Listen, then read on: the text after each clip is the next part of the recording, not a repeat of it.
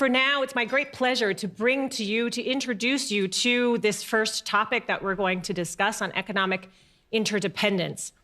And I thought back to a speech that effectively our European Foreign Minister, Josep Borrell, gave at the start of the pandemic, who said, how is it possible that in the entire continent of Europe, we cannot make a single tablet of paracetamol?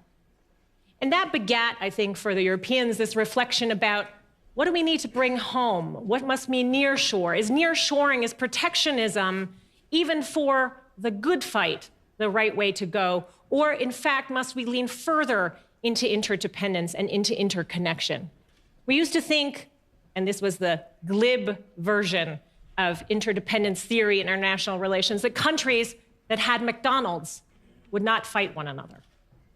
We now know very well that that is not true, that no degree of economic connection and interdependence protects us from populism, from the desire to close off borders when threats of a magnitude such as the pandemic threaten our societies, that short-term reactions are often the antidote of collaborating and finding novel ways of working together. This first panel will look at the questions of economic interdependence, nearshoring, and/or wider opening, and how we integrate markets, people, capital, everything that the European Union in its original ideas stood for, that our former Commission President, Manuel Barroso, pushed in his time as Commission President, and the Commission President now has rephrased in a geopolitical frame. Geopolitical Commission, geopolitical European Union, and the integration of the globe. So please join me in welcoming to the stage our moderator for this session, Lisa.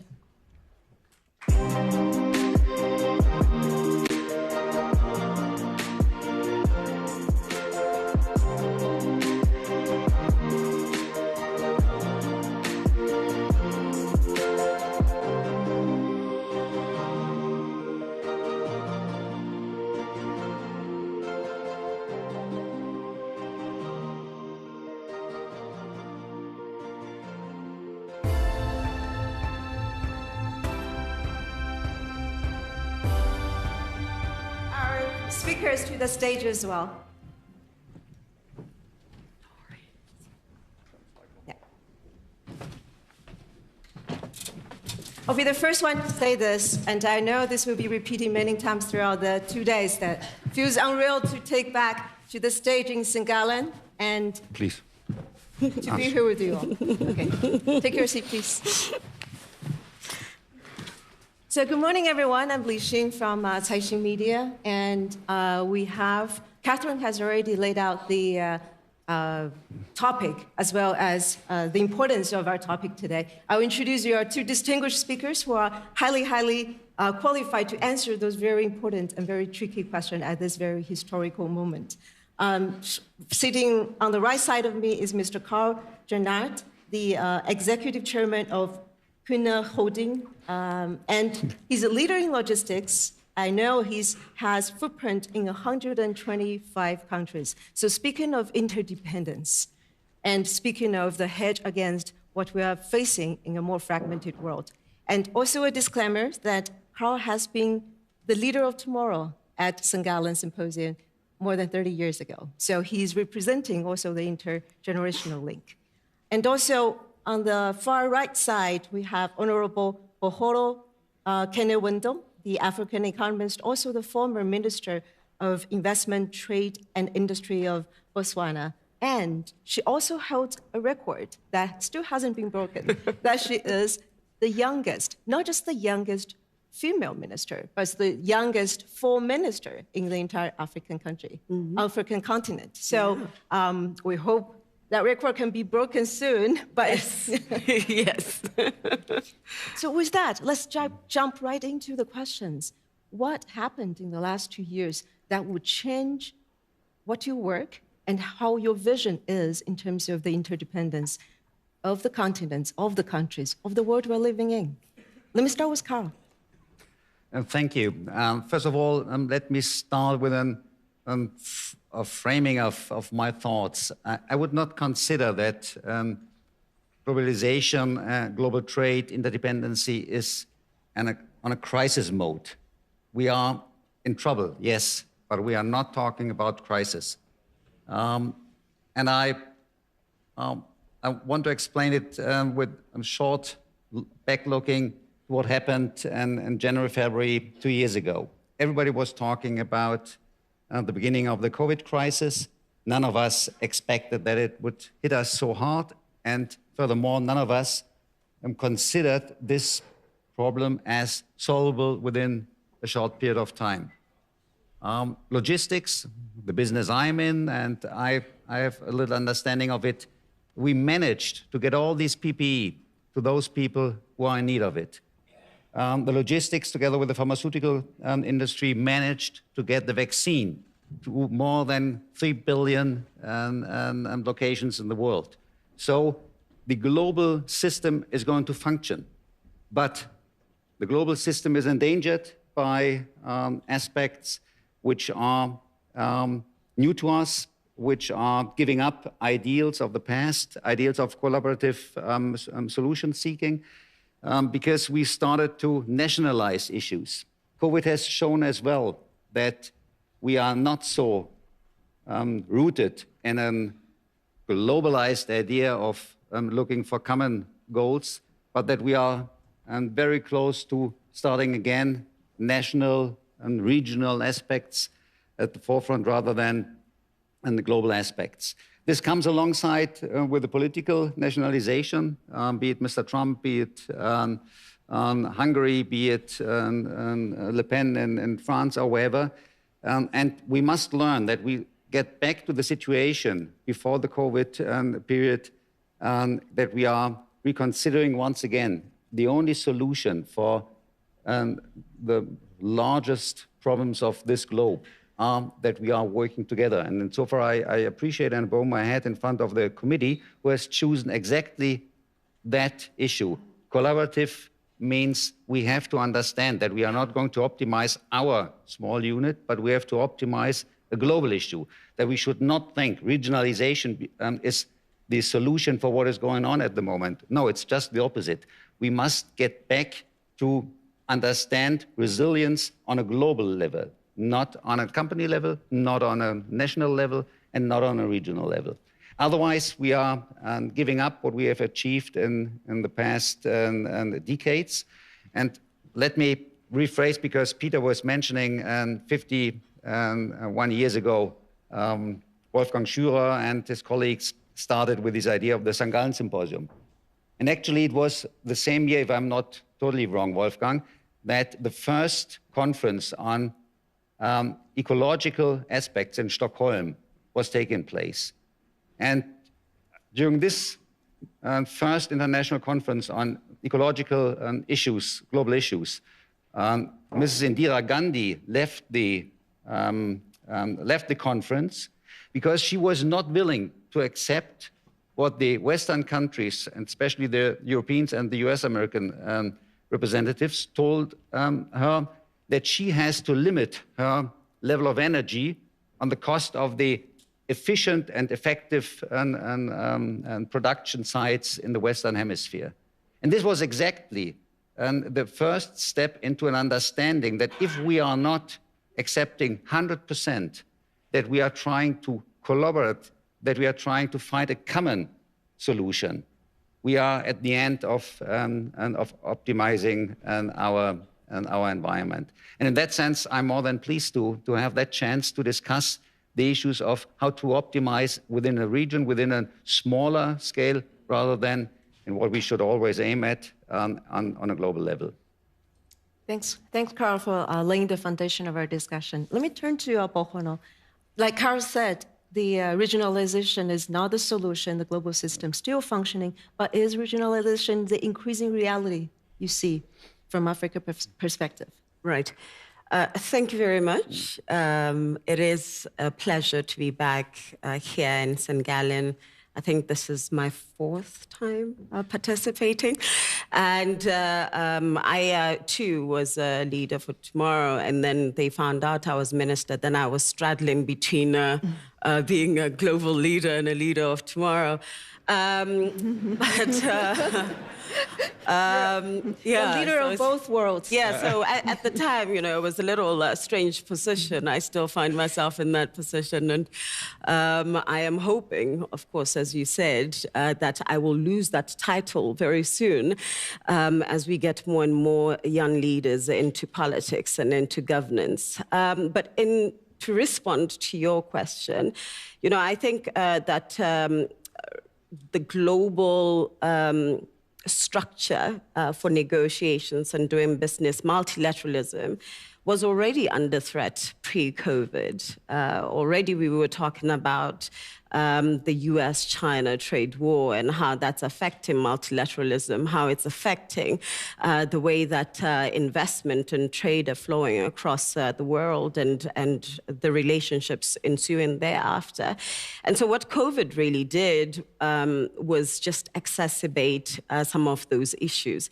Thankfully, for a few months, we completely forgot about the US-China trade war. But what came up and became very worrying was the lack of interdependence in our response to COVID.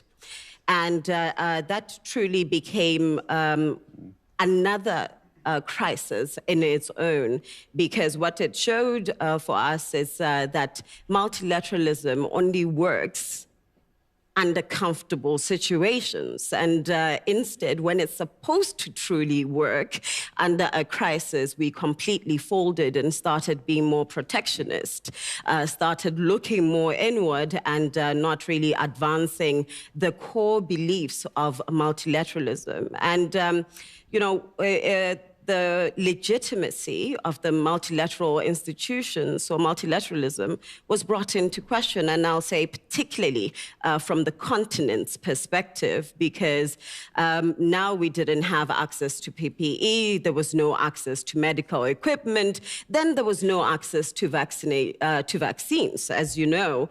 At some point, I'll give you a very live example. Botswana placed its vaccine orders very early, because the issue for Botswana wasn't that it didn't have money, it was access to vaccines.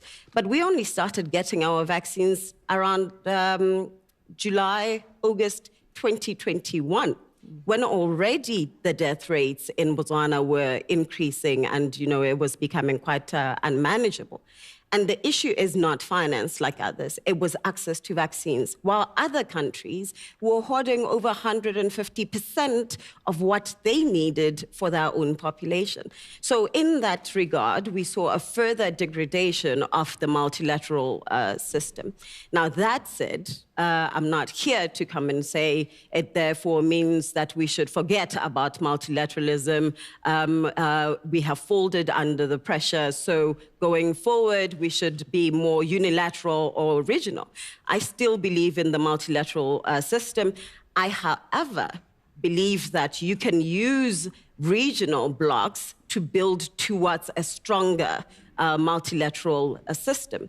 And that is because now we are working on, say, in Southern Africa, there's the Southern African Development Community. That is a basis of negotiation for the intracontinental trade agreement, which then becomes a basis for how we operate and deal with the WTO. So it is really becoming more of a bottom-up approach rather than just a top-down approach. And I believe that similarly, we have seen a need for a more bottom-up approach where businesses devoured of policies and devoured of government interconnectedness, that businesses continued to really push forward in our interdependence and making the global space work much more effectively, even as governments were closing up. So I'll leave it there. Thank you. Interesting. So regional blocs can be a solution once the multilateralism doesn't work in the bad times. But turn that to Carl. Regionalization draws with borders. And now the interdependence, we start to see that the independence can turn into liability when people start to close borders or when you have more geopolitical challenge in time. So as a European company, how do you brace up for the disruptions like pandemic that cause regional blocks or country blocks, or even in the war currently in Europe? How do you brace up for that?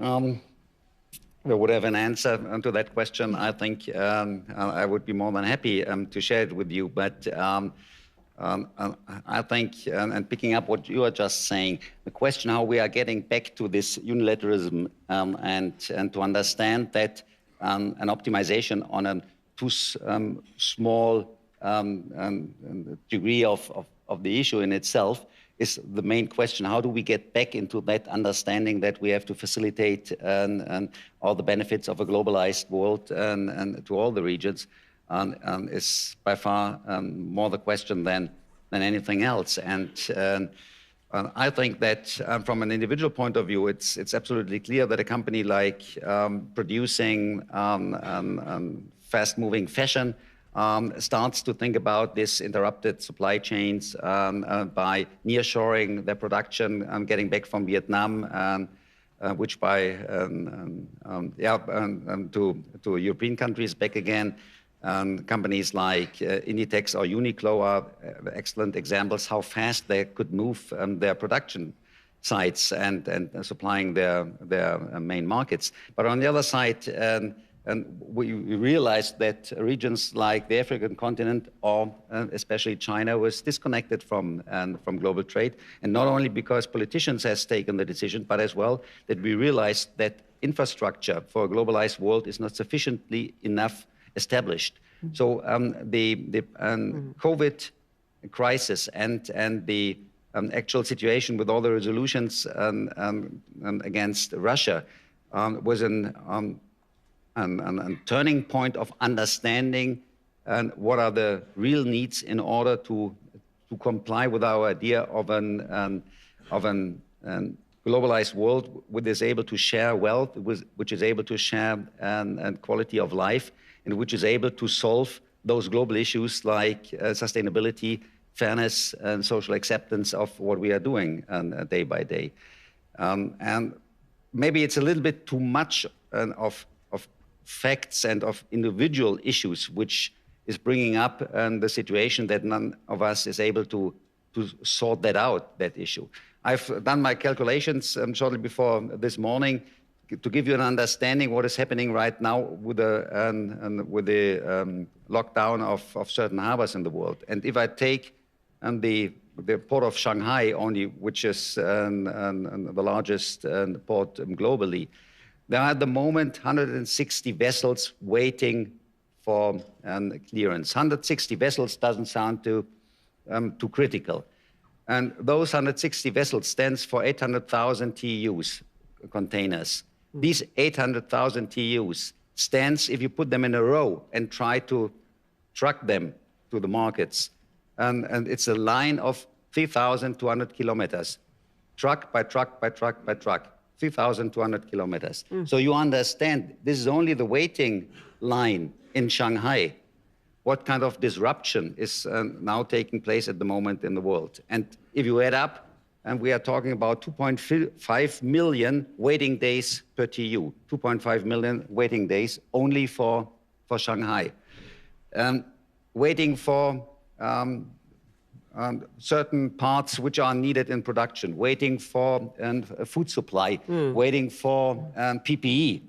I mean, none of us knows exactly what in these containers are shipped, but they are all products you can imagine. And there you can see this is not an issue which was created by politicians. This was an issue which is popping up because of complexity of our world and the ignorance about the resilience of global infrastructure. We have started to discuss on global schemes, but we have not thought through how to get these things done, physically done. And this was not very sexy in those days when we were always talking about digitization. But the question how life is organized if the physical flow of goods, not the data flow of goods, the physical and flow of goods is not functioning. And here we realize that certain regions in the world are cut off of this optimization system. And we must be very cautious of not losing all of what we have gained in the previous years. And so far, I'm 100% with you that we must start as powerful as possible to get back to these unilateral understandings, common solutions, and multilateral arrangements. Yes, certainly. Indeed. Well, Carl just gave us a very vivid example of that what we've been taken for granted, the complexity of the global system would work and would function as it has been in the last 3 decades or 4 decades, and all of a sudden it's disrupted, and we have to start from the scratch and understand every single block of that involves so many people, countries, and so many stakeholders in that. So that's a very good perspective from the corporate world, and I want to turn to Bahola to share with us what would be the government's view. You advise the G7, you advise the G20, and you know very well how the African governments are coping in this disruption. So what's the government perspective, and what will be the public sentiment in the more disrupted world? Are they ready to coping with this? Yeah, that is a very layered question, because these are very different players with different needs or ideas of the reforms needed in the multilateral space. And I say so because, for example, the G7 countries and some have started plurilateral negotiations in a multilateral setting. So at the WTO, they've started plurilateral negotiations, which are excluding most of the world. Okay? And that is because already you have issues that, say, African countries are not prepared to negotiate on in the WTO. So you already see that there are differing needs in such a space, similarly with at the IMF and so forth. So for me, it would be to look at a reform system that could try to balance out the needs of these varying parties. And I believe that one of the main issue that has challenged the legitimacy of the multilateral system is the biasness of such institutions. Is not really dealing quite effectively with issues of African countries, Latin American countries. So basically, what is deemed as developing world issues. And I mean, if we look, for example, during COVID, there has been a serious issue of fiscal stress in African countries. And so when the IMF had the special drawing rights of, I think it was 500 million or so, African countries didn't get as much as they needed in order to prevent further economic scarring. But the division of the SDRs was not as beneficial to the rest of the world as it should have been. And even the president, the chairman of the AU at the time, made a statement that the hope, given the fiscal pressures that African countries were under, was that there would have been a larger allocation for African countries in order to prevent economic scarring and further economic crisis. And I specifically talk about this because yes, it might come off as if this is an African issue, but it brings into question the financial stability globally. And it brings into question, you know, the ripple effects are large. Illegal migration, economic stress, demand of goods and services, and the supply of raw materials. if African countries are unable to sustain economically, then the ripple effect isn't only for African countries, but for everybody else. So I think that what we need to be looking at is a reform that is balanced, less biased, and both in the IMF and the WTO, WHO, and so forth, that takes into real account efficiency related with these issues. And then lastly, I would, this is a passion project of mine, yes, a professional but more passion project, is that even as we deal with these issues, we're very clear about having a gender sensitive responses in whatever it is that we're doing, because we have seen that women have been disproportionately affected by COVID, and we know that there will be another crisis. Economic, health, climate change. But how we posture our institutions now will determine how resilient we will be in the future, whether it's climate change, whether it's another health disaster or another financial crisis.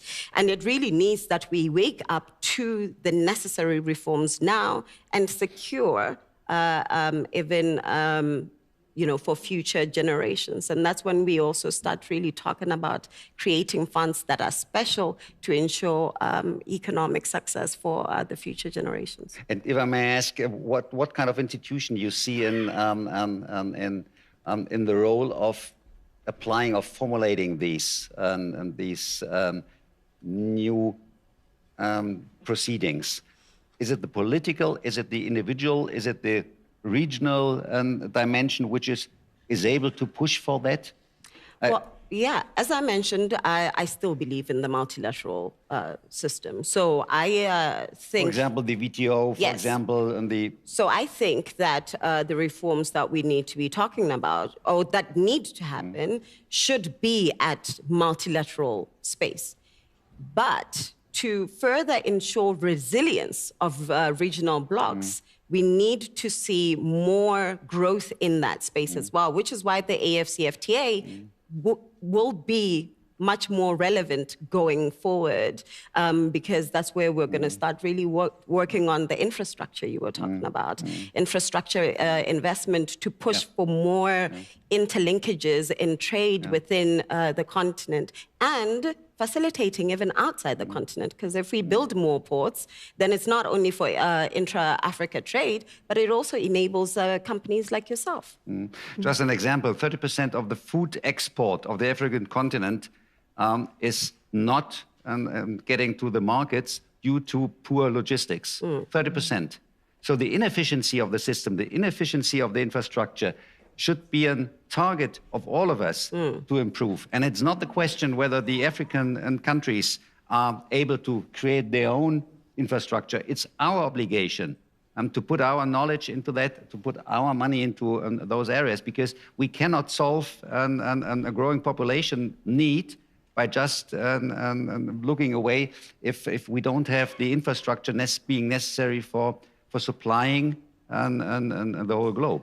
Yeah. And so far, this is, and that was the reason, the background behind my question. Who is responsible for that? How can we get a common private initiative as well as a multilateral UN organization type of leadership in that?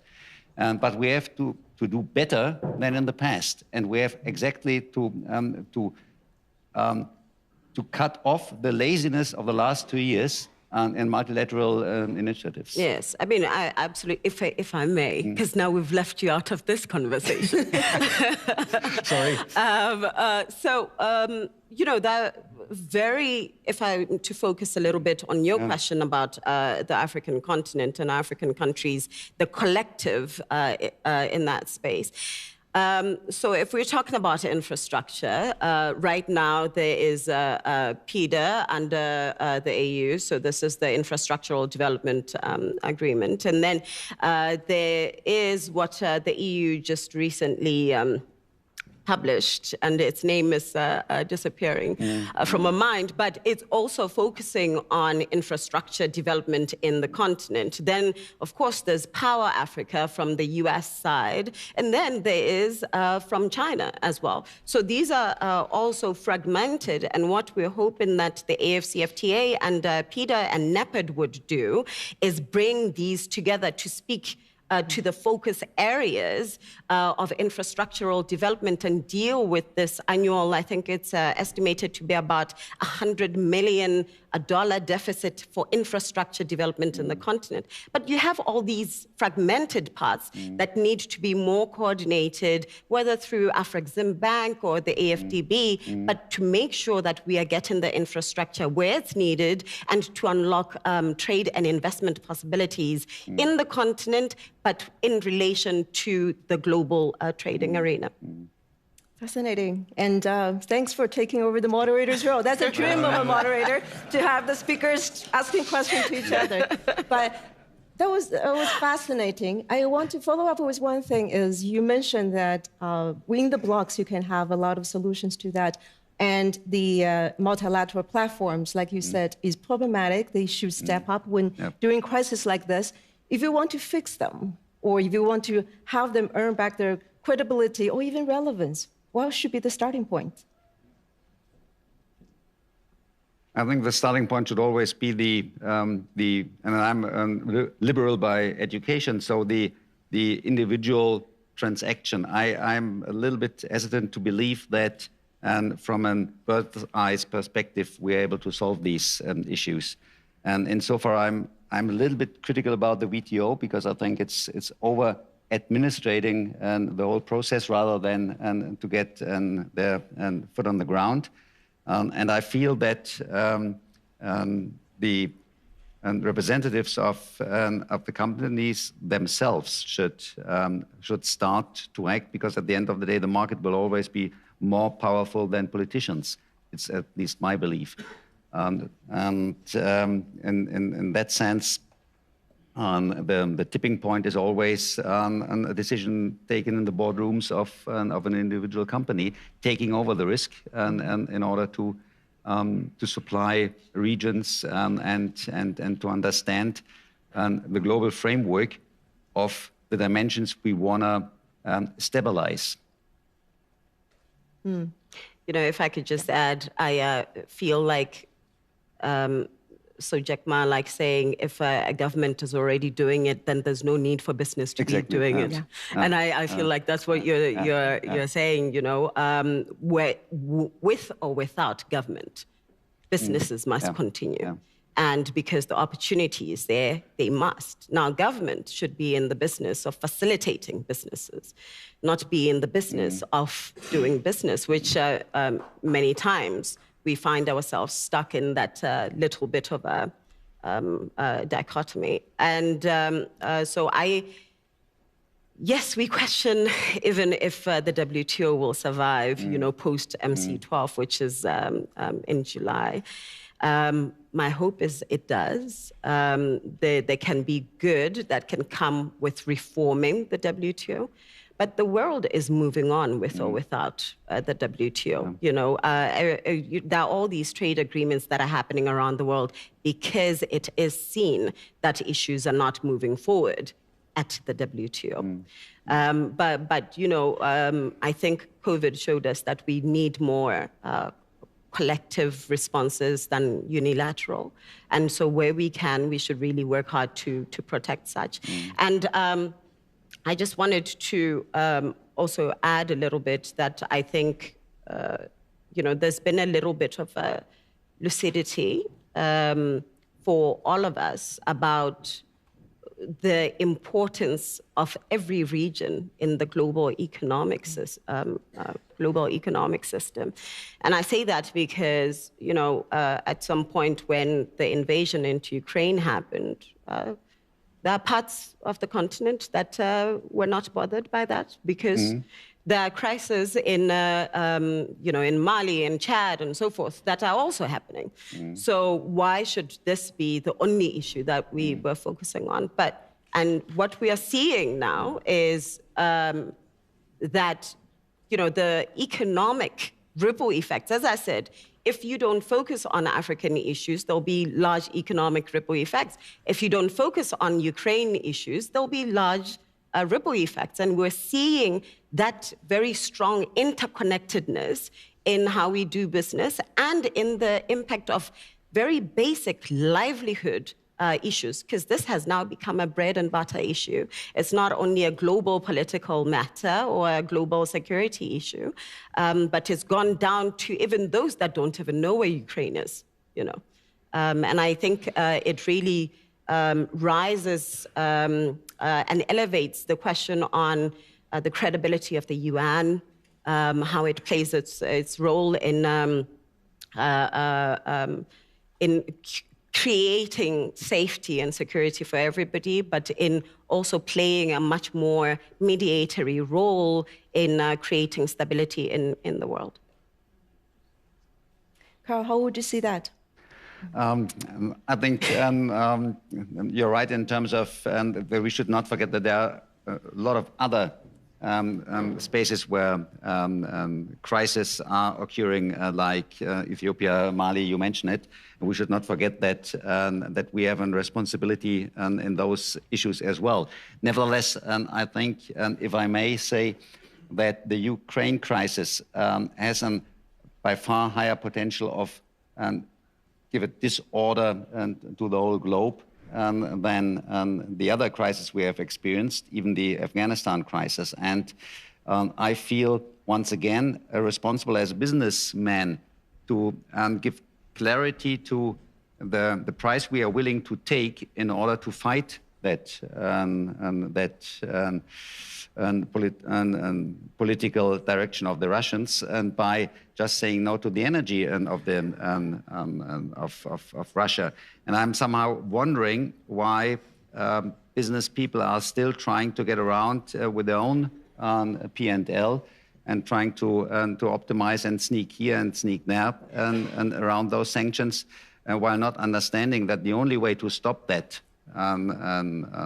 action is to be very rigid in the statements we are taking. If we don't want to get Europe and maybe the whole globe burned, then we have to have an answer to that aggression. And we are not fighting with weapons as businessmen, we are fighting with our P&L. And insofar, I would definitely propose and support all initiatives which are directed towards a clear veto against each and everything which is coming out of Russia.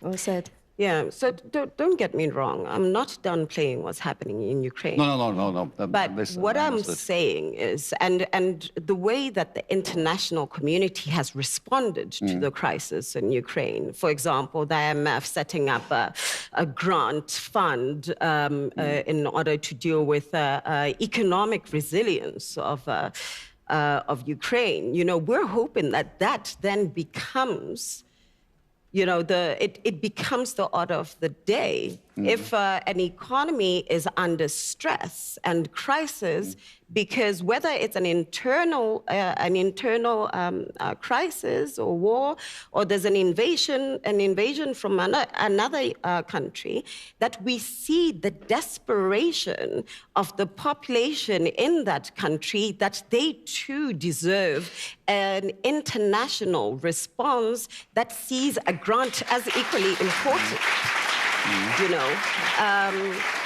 And so that's what I'm saying. That let's hope that then this becomes the standard for how we respond. Yeah. With that note, I agree with every of you. That's a very powerful message, and I'm very glad we can start the symposium with a message like that.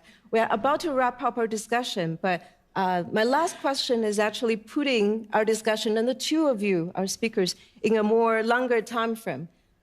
Carl was the leader of tomorrow 30 years ago. If you look back, what was the common goal people had in mind when you first joined the Gallen Symposium?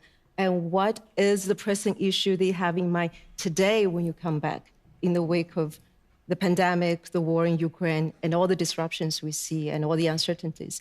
And I will pose the same question to Poholo. What do you see today, and what do you foresee 30 years from now? Let me start with Carl. Okay, 45 minutes left? I'm just kidding. And I think, and to be fair, and when I was at a little bit younger age here, sitting in this room, we were thinking about how we are going to explore the world. It was Michael Porter's competitive advantage. And if I look at your leaflet, we are talking about advantages, looking for advantages, the same way like we did a couple of decades ago.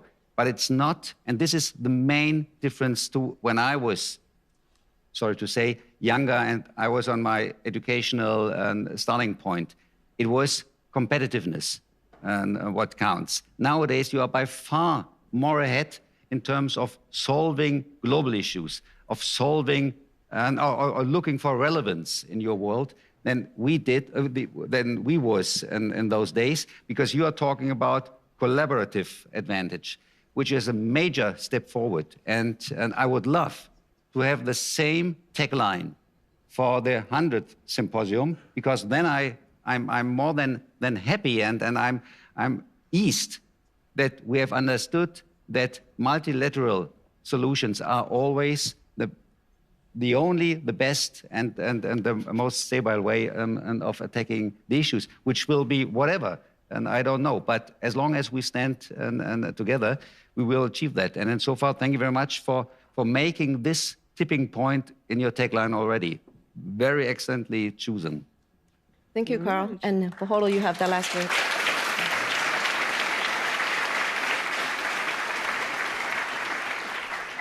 So I would echo what Carl said and just rehash what I said earlier, that there's also a need for a bottom-up approach, and that doesn't mean businesses or governments and so forth, but it also means creating coalitions outside by non-state actors, because we have seen what also happens when non-state actors, they collaborate and they create coalitions and are focused more on issues of societal building and really on delivering the SDGs. So I think this is a good start. And once you leave, and this is for the students here, once you leave forums like these, you don't lose your network. It's how I built my network when I was much younger. And that it truly helped even in my role when I was minister, because I had this broad international network that I could tap into to really help me think through stuff and to deliver on some of my priorities. So I really highly recommend that this continues and you stick to this network and grow beyond it. And then for businesses and non-state actors that are here, sometimes we have to go a little bit beyond the rhetoric and the narrative and really start putting forward how we are going to be part of the solution much more actively and be responsive to the challenges of now and also prepare ourselves for the challenges and mitigate challenges of the future. So thank you. Thank you. Thank you. So, well, we start the session. The topic we are given is interdependence and regionalization. My takeaway from talking with these two excellent speakers is actually not these keywords, it's rather interconnectivity. Like you said, that is inevitable. It's not a nice to have, it's a must. With that note, if you agree with me that we learned so much from our two inspiring speakers, please give them a big round of applause. And thank you so much for sharing today. Thank you. Yep.